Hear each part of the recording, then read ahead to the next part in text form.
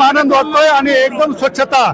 आता बघतोय की आळंदी पासून पंढरपूर पर्यंत मुख्यमंत्र्यांनी वारकऱ्यांच्या सेवेसाठी विविध कॉरिडॉर उभा केले होते, वारकऱ्यांना स्वच्छतागृहाची सोय केली होती. काय वाटलं हे सगळं बघून? हे बघून एकदम आनंद वाटला आणि सगळ्या वारकऱ्यांनी याचा आनंद घेतला. पावसापाणी सगळी सोय झाली, पाण्याची सोय सगळी एक नंबर होती.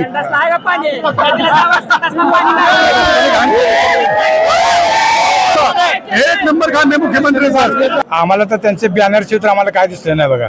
टाकीवर त्यांचा फोटो, त्या फडणवीसचा फोटो आणि पाणी दूषित आतमध्ये.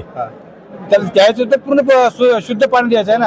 आणि तर ऍड कशा एवढी मोठी भक्ती आहे ना, भक्तीमध्ये शक्ती पाहिजे पण नुसतं देखावा नाही पाहिजे. मुख्यमंत्र्यांनी आळंदी पासून पंढरपूर पर्यंत एवढे सगळे कॉरिडॉर उभा केल्यात, झोपण्यासाठी आहे, वारकऱ्यांच्या सोयीसाठी औषधाच्या रुग्णालय उभारली, छोटी छोटी रुग्णालय आहेत, स्वच्छतागृह आहेत. काय सांगा मुख्यमंत्र्यांनी, महाराष्ट्र शासनाने एवढा खर्च केलाय तुमच्यासाठी? खर्च केला आहे पण तो तर जेवढा खर्च सांगितला आहे तेवढा खर्च झालेला नाहीये. त्याच्यापैकी अर्धाच खर्च तो दिसून येतोय आणि त्याच्यामध्ये जो झाला त्याच्यामध्ये नागरिकांची जी पूर्णपणे गैरसोय झाली.